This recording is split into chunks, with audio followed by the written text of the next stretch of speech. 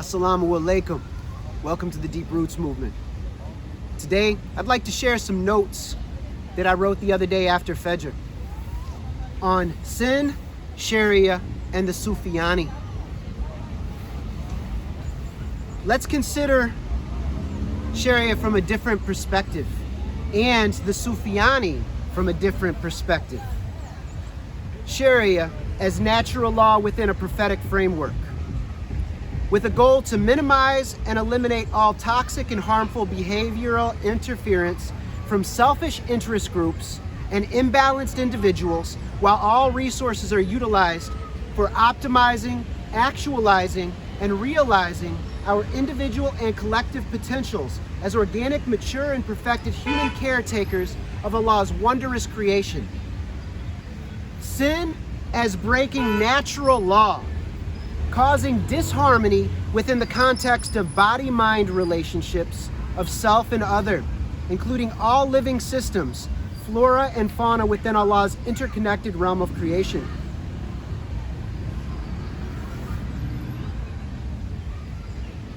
So this law breaking is a type of criminality and piracy, and devils can be defined as lawless criminals.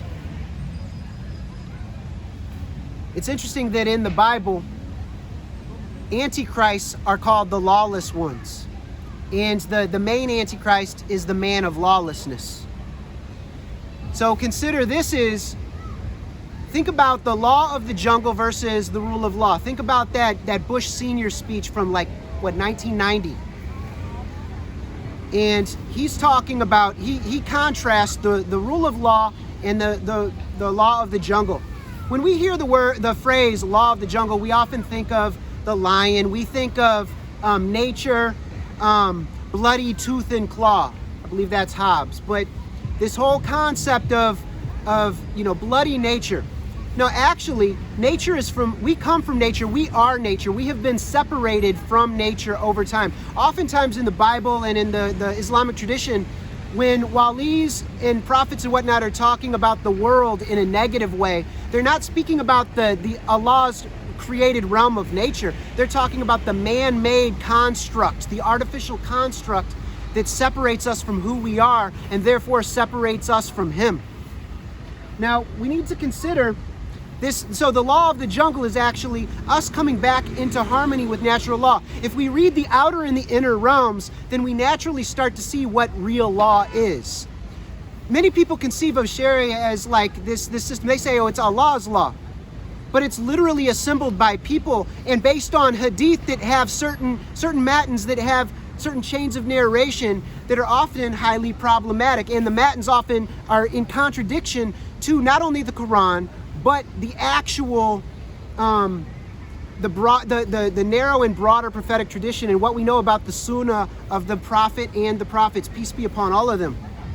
So we need to consider what Sharia really is, and I'm about to get into that, but think about the law of the jungle is natural law, and we need to come back into harmony with actual factual law. The rule of law suggests kingship, kings rule. In Islam, we don't have kings. That's not okay. And so the rule of law, those are man-made laws and constructs. At best, when they are in harmony with natural law, then they can be of benefit. We don't just throw out the baby with the bathwater. However, the legal systems, the way that they are concocted and constructed, they often will have major problems in them, including many people falsely believe that Sharia is Allah's law, and it is. The real Sharia is definitely Allah's law because it's literally through kun, everything is infused with His natural law. And if you are a reader of reality, then you can actually figure this out and apply it for yourself. You could actually grow up and never have seen or heard of the Quran, and yet you would be more in harmony with natural law and Allah's law than many people who are immersed in books for years. And there are ways that we can read people by seeing what fruits they bear. Do they bear positive, healthy fruits? Are they loving and kind, compassionate people? Do they flow through life in a really beautiful and graceful manner? Is their life beautiful and excellent? Or is it something else? Consider this. So let's dive back into these notes. So consider and contemplate carefully. Allah Ta'ala is wise and compassionate truth, the protector, the healer, the guide. Let's think about hell realm realities momentarily. Radiation is invisible fire. Solar is natural and pure. Wi-Fi is artificial and impure. All right, now this matters. The hereafter, I want you to think about the hereafter as any here after this very moment. The hereafter, not merely after death. While there is life after death and judgment, it is not the cartoon manner many imagine. In fact, it is much more real than many think or have been led to believe. So death and judgment are very real. And there's something after this in the hereafter that's more real than we've considered. Hell is suffering. Suffering is caused by ignorance to the truth. It's ignorance to the truth as it actually is. And ignorance of the truth as it actually is leads to sin. Sin is a type of criminality or lawlessness because sin is the breaking of natural law by engaging in harmful and toxic thought, word, and action toward oneself, body and mind, or toward others, bodies and minds, in thought, words, or action. Natural law is programmed into our realm of interconnected, interdependent creation through kun. And we need to understand basic principles of cause and effect, impermanence of all that is not truth, including our very concepts of truth, and how to break free from seemingly endless cycles of suffering through rigorous truth-seeking, seeking refuge in truth, its path, and those who have actually found truth and been transformed in an evidential way. This is the path of the awakened heart. And what I'm referring to is the actual real bayah. Taking hands, you take hand with the right hand. The right hand is mercy, compassion, kindness, forgiveness, protection. And it always covers our justice, our discernment, our judgment. It always informs our discernment and judgment because the right and the left hand go together. So we have to be discerning. We have to judge and assess reality. We are not to prejudge or misjudge. We are to gather and sift as much data as possible to come to working conclusions. Final decisions are left to Allah. And Allah is going to be unfolding everything before us for the rest of our life. We have to be open and surrender. We have to be in surrender to Him, to truth. All right, so we are on the path of the awakened heart, inshallah. We commit to live in ethical, contemplative life. Live in a compassionate and wise manner for the benefit of creation, human and non-human, applying insight as it arises, and sharing this sadaqah with others to help alleviate and end their suffering in hellfire, bringing them back into the garden, inshallah. We must see falsity as it actually is, overcoming our unhealthy attachments to inaccurate perceptions of people, places, and things, which is the truth of idolatry. So, here's a way of defining idolatry. Unhealthy attachment to an inaccurate perception or view of people, places, and things. This even includes our concept of God, of truth, of Allah. If we misconceive Allah, if we're looking at Allah like He's Zeus in the sky, or some slave master supreme or demon lord, stuck for Allah, that's dirty. That is not Allah. Allah is beyond our comprehension. Allah is magnificent and beautiful. Bismillahirrahmanirrahim. This is what we go back to again and again and again. The same way a breath meditator keeps going back to the breath again and again and again. We go back to Bismillahirrahmanirrahim. Are we on that path? Is that your path? That's your path and your goal, brother and sister. Path and the goal is Bismillahirrahmanirrahim. So, we must see falsity as it actually is, overcoming our unhealthy attachments to inaccurate perceptions of people, places, and things, which is the truth of idolatry. Truth seekers are idol smashers in the truest sense. Idols are not merely statues, brothers and sisters. It's much more than that. And a truth seeker is automatically a real idol smasher. Not a destroyer of antiquities, not a destroyer of our common human heritage and history, That's dirty, and those people are showing their fruits. They're demonstrating who they are, and I'm about to discuss who they actually are. Idolatry is unhealthy attachment to false perceptions of people, places, and things. The wrong view of such leading to improper, unethical, and impure practices in thought, word, and action towards self and other. Idolatry leads to suffering, and suffering is hellfire. Consistent, committed, ethical, and energetic purification practice and deep devoted surrender to truth leads to egoless flow states, excellence, and beautification. We must die before dying by overcoming our false sense of ourselves as an eternal, independent self, the nafs that incites to selfish expressions. So this is shirk, a false sense of individualism, which inaccurately sees oneself as separate from interconnected and interdependent creation. The prophetic path is one of purification and perfection, of maturation, beautification, of excellence.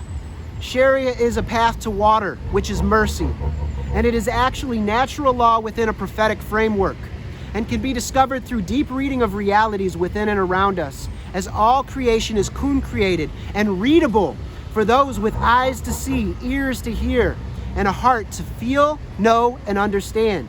Shariah, if falsely conceptualized and constructed from falsified data sets, incompletely and inaccurately compiled and improperly synthesized, leads to tremendous suffering for individuals, collectives, and ecosystems, both within and outside of the Ummah. Shariah is a path to mercy, a path to water, and we must consider what this actually means. Water and mercy are not controlling or constrictive, but are open, adaptable, and flexible. Shariah is meant to minimize and eliminate injustice and its subsequent suffering by organizing the adaptable and flexible frameworks necessary to optimize the actualization of our great innate potentialities. It is meant to minimize and eliminate inner and outer totalitarianism and its control grids, not to enhance or strengthen them, ever. Unhealthy, toxic ways of conceiving and implementing Shariah are dajjalic, hunchbacked and lacking uprightness, one-eyed and lacking accuracy and depth perception, deformed and ugly, lacking beauty and truth, exchanging true for false, truth for lies, real for artificial, pure for impure, love for hate. Deception, delusion, and truth denial must be seen accurately and uprooted, as they are deep dangers to us and our world. The Sufyanis. Sufyanis are not merely an individual. Sufyanis are a close-hearted, close-minded, close-fisted collective of mind virus-infected individuals across space and time, whose outer religiosity hides a heart sickness that leads the Sufyani to seek selfish, heartless control of others, justified in the name of Allah and the Prophets alayhi salam and Islam. Shariah is one of their favorite ploys to gain power over our peoples and resources. You shall know them by their fruits, of which they never have any of benefit. They lack vision, they lack insight, they lack creativity, they lack compassion. They destroy, they constrict, they toxify, they entangle, they ensnare.